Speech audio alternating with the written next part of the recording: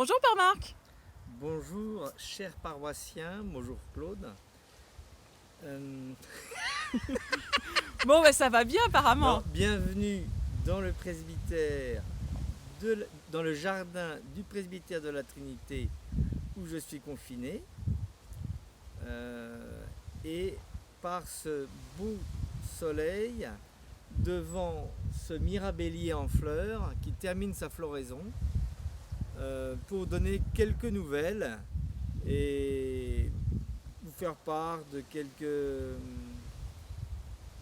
C'est pas tant des idées que de ce que je porte en ce moment, pendant ce temps si particulier auquel chaque matin je me dis que c'est vraiment très curieux. Bon, à quoi vous occupez vos journées alors?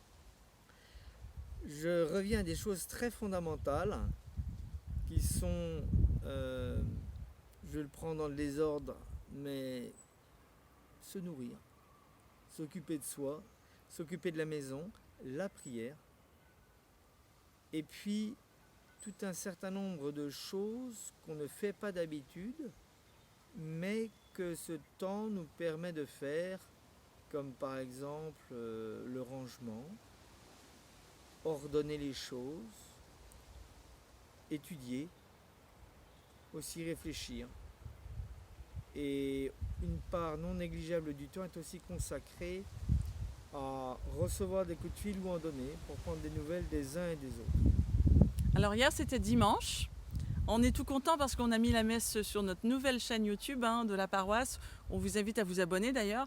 Mais ça fait quand même bizarre un dimanche où on ne peut pas aller à la messe.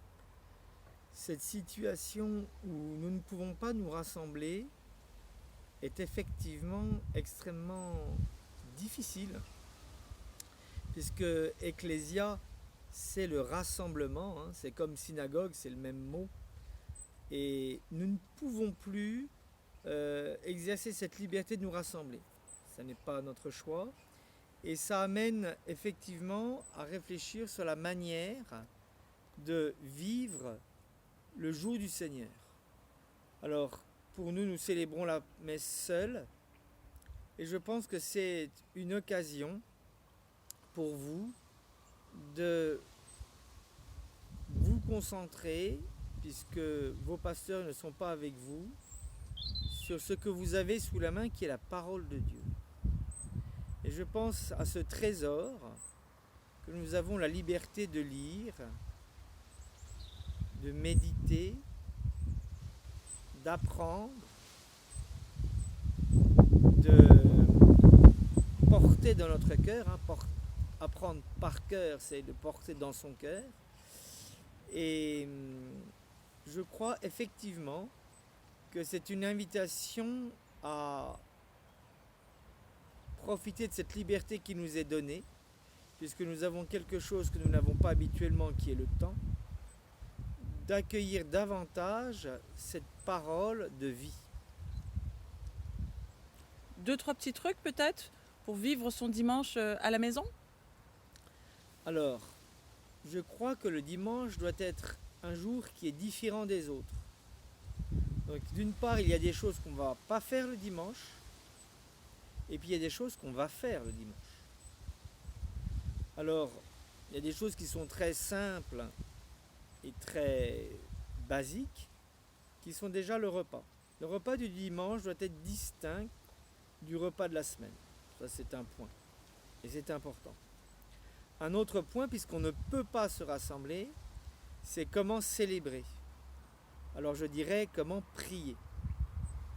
Alors vous avez cette possibilité de vivre, soit seul si vous êtes seul, ce qui est plus difficile, soit avec ceux qui vous entourent si vous n'êtes pas seul, la liturgie de la parole du dimanche.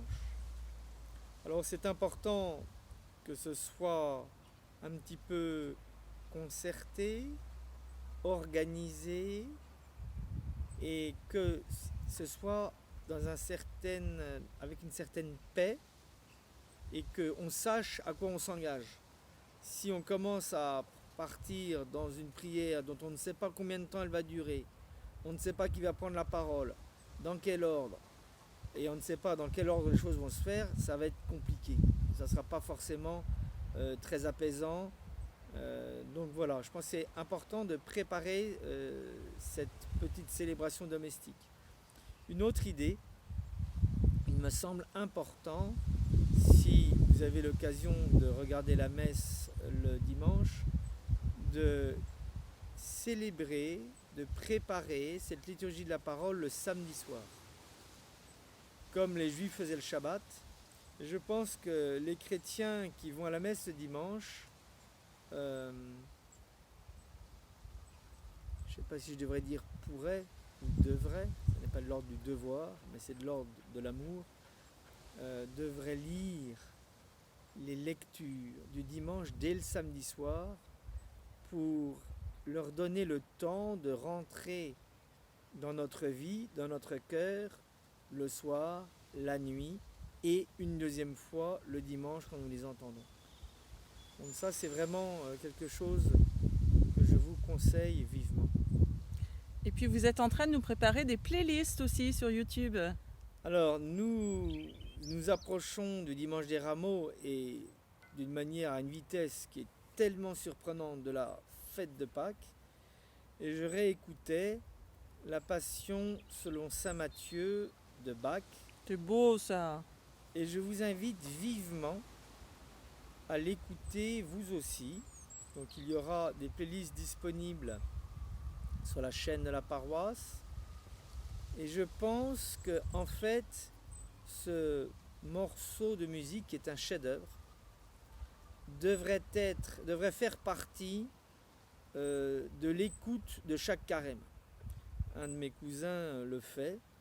Il me l'a communiqué, il me l'a partagé.